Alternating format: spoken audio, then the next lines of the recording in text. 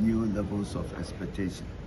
So as Parliament, it behoves on us to also ensure that we approve budget for next year, the first quarter of next year. If that does not happen, it means that Ghanaians will not be paid, and it will hit their homes and hit their pockets. So we have to do that. We are expecting that today that should happen before we rise. So I'm full of confidence that it will happen.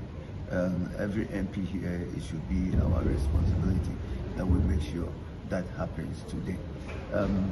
The government side of business, government side will have to present their business, and we have to support the budget so that we make sure that Ghanaians will be assured of their livelihood, come next year. Everybody is hopeful for the Christmas and the New Year, and we stand for reset our country, Ghana. So let that continue and keep the joy going. But of course, I expect that the expenditure lines that would necessarily have to be taken care of within the first quarter. It's customary, it's as if it's part of protocol or feature. But there's a template, so there's no hard and fast rule about it. The figures are already known. It's about 68.5 billion.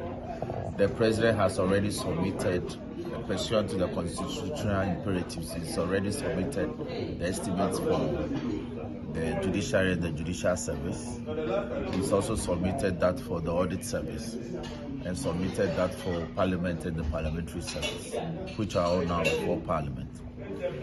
What's outstanding is the expenditure for the generality of the public sector, which the finance minister will present later today. But the figure, as I said, is about 68 billion for the first quarter. So that's in order. It is to take care of necessary expenditures like wages of workers, as well as other expenditures to be contemplated in the new budget for 2025. Well, there's been a lot of delay in the coming of the finance minister. Are you almost certain that today will be the day he appears? Well, like I said before, this is a constitutional imperative pursuant to Article 180 of the Constitution. It's such a function that you don't take lightly. We have been concerned about the inordinate delay because this has been sitting on our order paper for Monday, Tuesday, Wednesday, and yesterday, and yet it wasn't taken.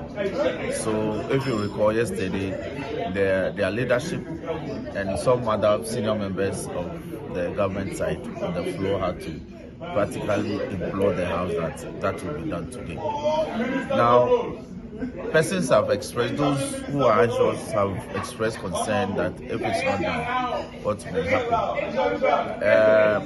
It means the government itself cannot incur expenditure between January 1st and January 6th. Because between January 1st and January 6th, that will be the last week for the government in power.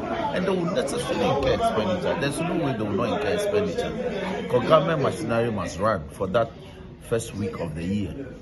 So how are they going to incur that or take care of that without parliamentary approval? That would be treasonous. So you see, they will do it.